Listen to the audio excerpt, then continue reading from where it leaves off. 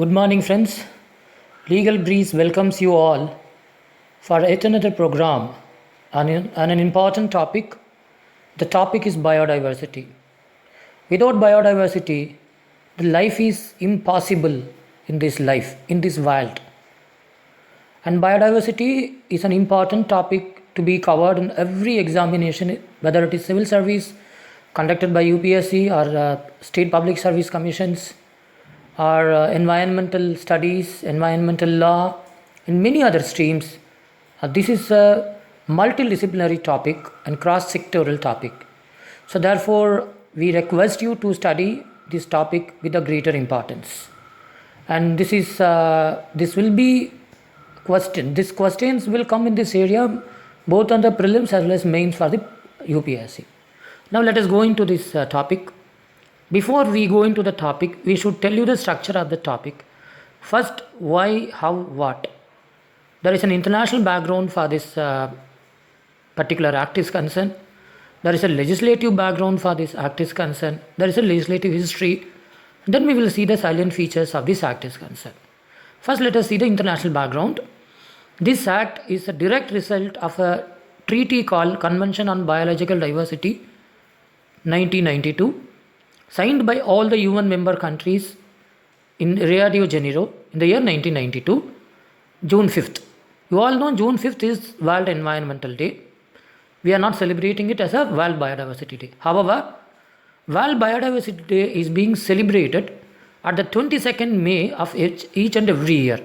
So please mark Biodiversity Day falls on 22nd May, whereas Environmental Day falls on 5th June. So this is a big difference. All of you should note it. Then you may ask, what is the reason 22nd May?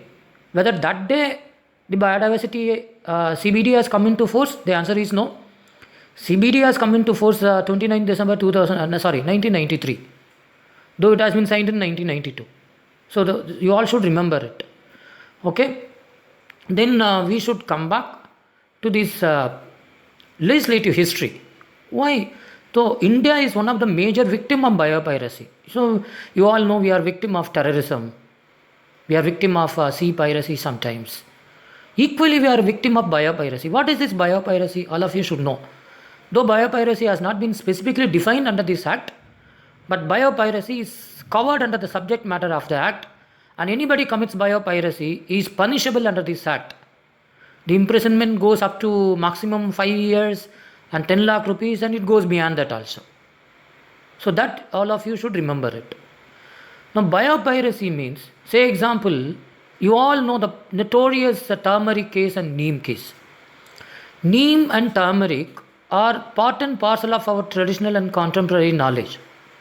Even if you go and ask your grandma, she will tell you umpty number of medicinal properties associated with the turmeric. Turmeric is a cosmetic product as well as an Ayurvedic product, a medical product, and it is also associated with the food. In the Siddha medicine we call it, they call it in Tamil, Unave Marandu Marande Unavu. That is, food is medicine, medicine is food. So such a greater traditions what we have. But what? However, there are some other countries like US, their patent laws allows any traditional knowledge or any other traditional practices which is not made into the form of writing, which is recognized by the US. That's very important. Though it may be available in writing, but it should be recognized by US. That's a big problem. Say example, our Siddha literature is there, our Vedic literature is there, that is giving you lot of medicinal properties about various herbs, biological resources, genetic resources, flora and fauna. But that is not given in the scientific journal recognized by the West, particularly by the US. And if it is not contained in the journal recognized by the US, you can directly patent it. Who has patented it? Our own NRIs have patented it. This is a pity. This is shame. Condemnable. So in order to prevent these sort of mischief, the Biodiversity Act has been enacted finally by the Parliament of India in the year 2002. Came into effect in 2003. The rules have been framed in 2004. So please remember all these things. And then Biodiversity Act, it has a preamble and 65 sections in total. The preamble explains what is the objectives of this act. It simply says it is the in order to fulfill the compliance of the obligations arising out of the CBD 1992, we have enacted this act. It also prescribes major three objects. What are the major three objects? Conservation of biodiversity, sustainable use of biological resources, and fair and equitable sharing of benefits arising of such a usage of biological resources. The Act talks about several types of use. The first use is sustainable use. Second use, it regulates the commercial use. It also talks about research based use. It also talks about any other use in the normal parlance. So how a biological resources is used, that's very, very important. Depending upon the usage of biological resources, you need to get the different approval from different bodies established under this act. And depends upon the category of persons who are making applications for this biological usage of this concern. We will go into that all those things a little later. Okay. So who can apply, who cannot apply? That's very important. Everyone can apply provided if they are Indian, right, for any usage of biological resources except for intellectual property rights to the concerned state biodiversity board. But any non-Indian, including NRIs, the non-resident companies and all other companies popularly called Section 3(2) entities, can apply only to the National Biodiversity Board, including for intellectual property rights made by an Indian applicant also. Okay, this is very, very important. For all intellectual property related applications, one has to apply only to the National Biodiversity Board. Without its approval, if you are applying, application per se is punishable offence. That's very, very important. But there are certain exemptions given in the patent is concerned. And there is one more exemption. Exemption relating to the patent is qualified. That is, you can apply to the patent office, but before you get the granting of the patent, you should have got the approval of the NBA. That's very important. Whereas in the case of plant breeders' rights, the Act gives a complete exemption to the to apply for the NBA under Section 6. This is very, very important. Then, what are the activities regulated by NBA? This is very important. Section 3, Section 4, 6 are regulated by NBA, including you cannot apply for research, you cannot have access for the biological resources, you cannot use the biological resources for research purposes without the NBA's approval. NBA means National Biodiversity Authority.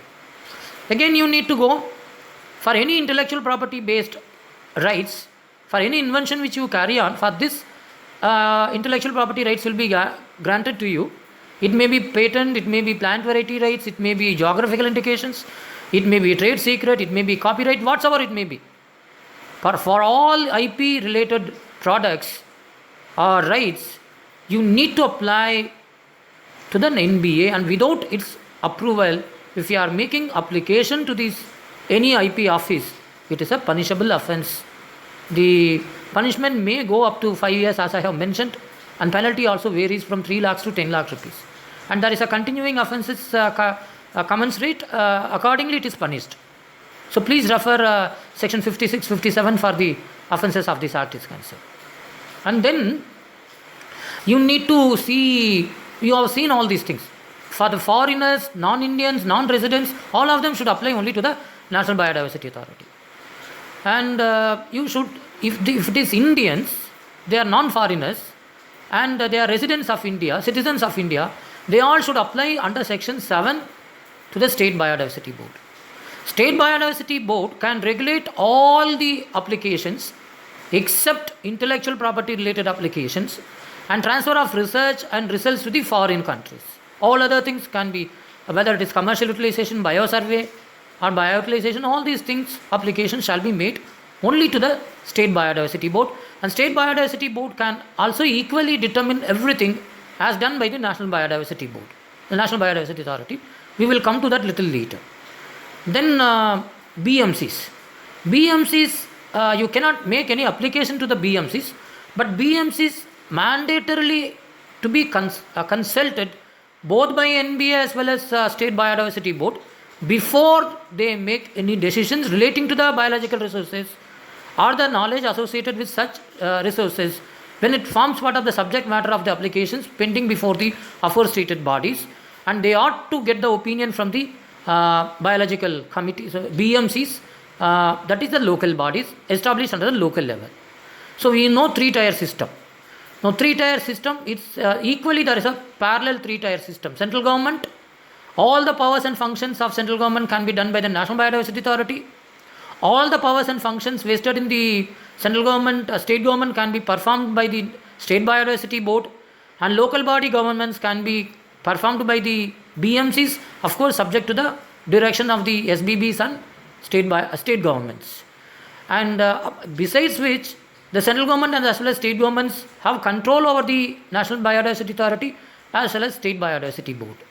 Then you have three funds also. What is the three funds? There is a fund called National Biodiversity Fund, State Biodiversity Fund, and Local Biodiversity Fund. All of them have to be applied for the given purposes prescribed under this Act.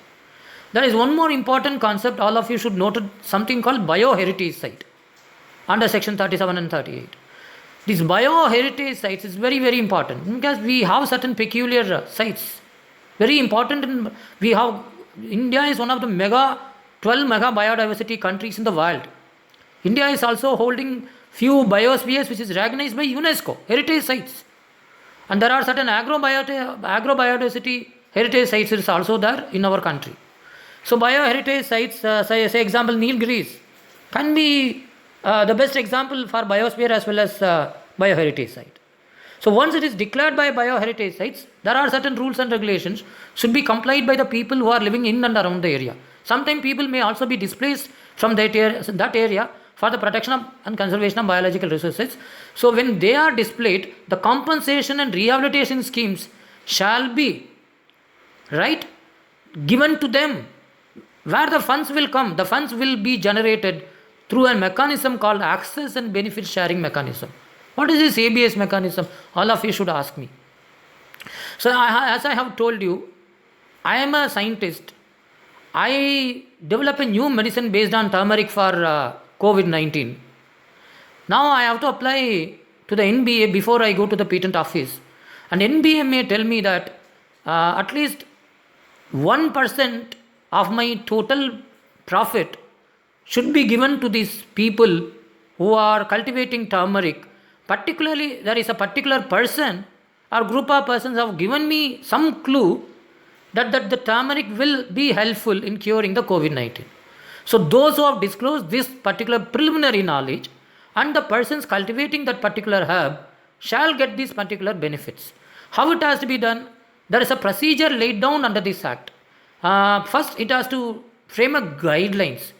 So central NBA, subject to the approval of with the consent of the approval of the central government, has made a guideline by way of regulation in 2014 called ABS guidelines. This is very, very important. So according to these guidelines, I need to pay the benefits as determined by the NBA, and otherwise my patent will be revoked. My patent will be invalidated. This is very, very important. Such a use is also given, such a power has been given to the State Biodiversity Board. I am not applying for any intellectual property rights, but I am commercially using it for any product or process developed by these bioresources. In that case, I have to pay royalty by way of ABS to the State Biodiversity Board, and the State Biodiversity Board will distribute to the concerned people. This is very, very important. So powers and functions of the National Biodiversity Board, National Biodiversity Authority and State Biodiversity Boards are precisely these are the three things. First, they have to conserve and promote sustainable use and promote ABS, all of them. And they can also render advice. That's very, very important to the state government and central government appropriately. And they should also promote the bioheritage site. They should preserve the bioheritage site. This is very important mandate given under this Act. Then they should also have an obligation to protect the threatened species, endangered species, all these things. And they can also give exemption to the normally traded commodities and value-added product to a certain extent from the application of this particular Act is concerned. Any person who violates, as I have told you, it's subject to a heavier penalty. The offence is cognizable and non-bailable. It's a very, very strict offence, a very strong offence actually. A strong penal provision has been incorporated under this particular Act is concerned. In spite of this, biopiracy keeps happening. So we need to empower the local bodies, BMCs, Each and every Indian should feel that this is your resource and this is your knowledge, and you need to be empowered and you need to take steps. You should be vigilant to see that our Indian knowledge is not being stolen by someone else. Our Indian properties is not being stolen by somebody else.